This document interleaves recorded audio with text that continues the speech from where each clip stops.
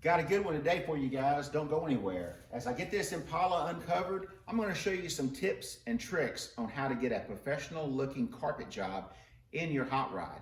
What goes under the carpet means everything. Wait till you see this. Don't go anywhere.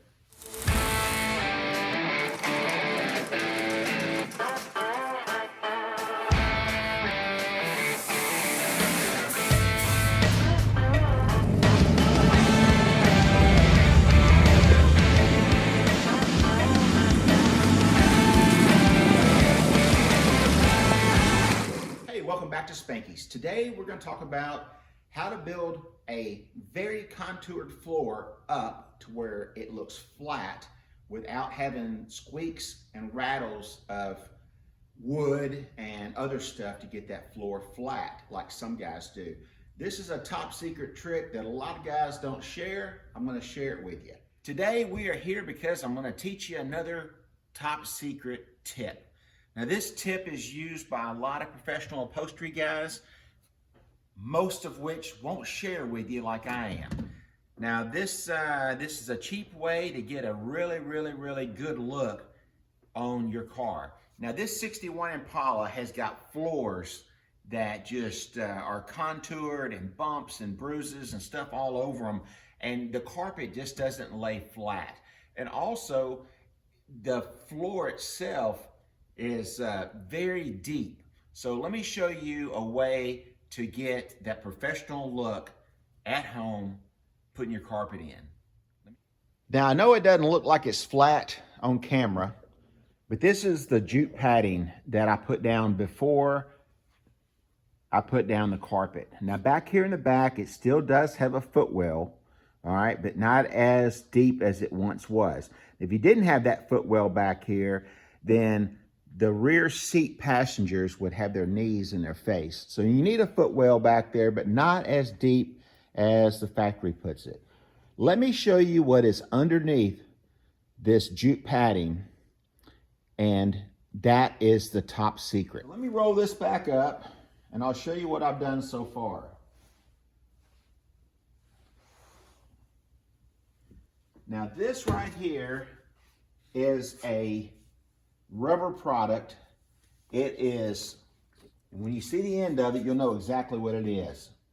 It is about 1.25 inches deep or thick, and it is gym padding or anti-fatigue padding that you would put on the floor. You can buy this stuff brand new, or you can buy it used where people have pulled it up from their house. And in this case, I got about $200 worth of this stuff for 20 bucks. That's enough to do about 6 cars if the car needs it. All right, so not only is this a soundproofing material, it also feels good and it's not very mushy. So you basically use this just like you would a Bondo. You put it in the deepest areas first, which you can't see because I've already glued this down. I would put it in the deep area, sand it, put another layer on, sand it if it needed to be, and then I put the third layer on, or fourth layer, whatever you got to do, second layer, and it's flat. So eventually get it flat, and that way your carpet will look flat when you get it done.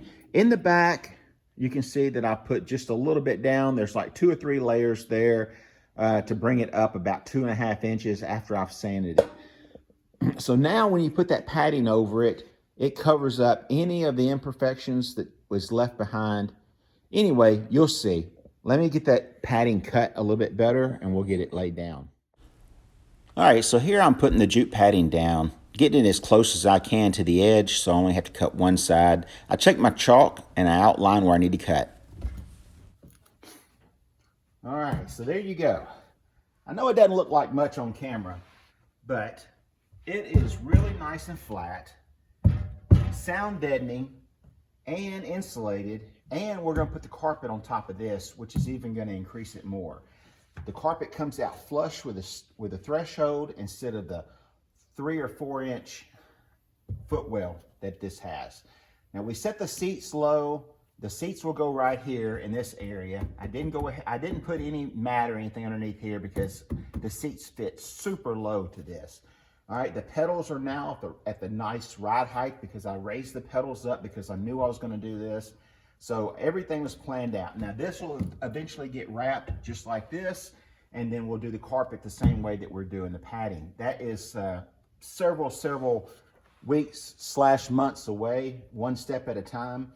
I get this done, get the tunnel done, and then we'll put some remnant carpet up there, and then I'll build that console from scratch, finish the dash, get the kick panels done, and then finish the rear seat, and then all that stuff's ready to cover.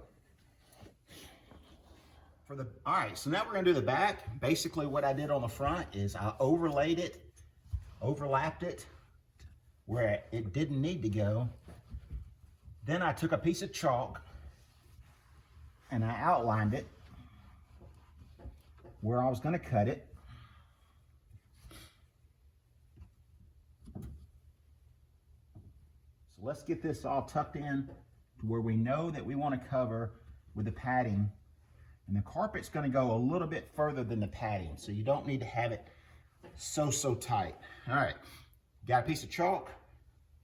I'm just going to do a rough outline, and what I'm going to do is go ahead and go up here where the seat is going to be, and we want to go ahead and make sure that we cover this with padding except for right where the seat will be, and then we're going to let this tuck underneath the seat just like the carpet would.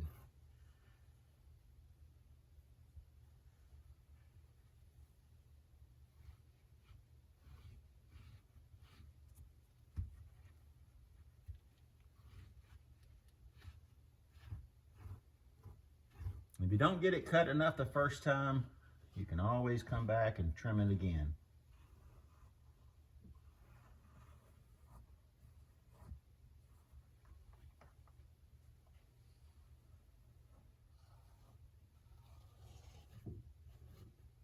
All right, I'm not going to cut this corner off because this corner is actually going to tuck up underneath the rear armrest. So we're going to leave a little bit right there. All right, let's get this cut and we'll see how good I did. Now, I'm not going to lie to you. This stuff is not very easy to cut. These are my upholstery shears, and they don't even like going through it. A utility knife kind of just tears through it. A real sharp razor blade might work best.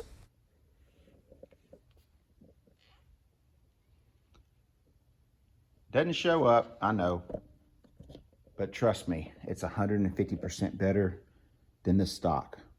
The other side has already got the underlayment down, and all I got to do is put the jute padding on it, and then we'll do the firewall, kick panel areas, and then we'll do the transmission tunnel, which is also not stock because I put a Tremec 6-speed transmission in here. So that transmission tunnel is all handmade to make it look like it was factory.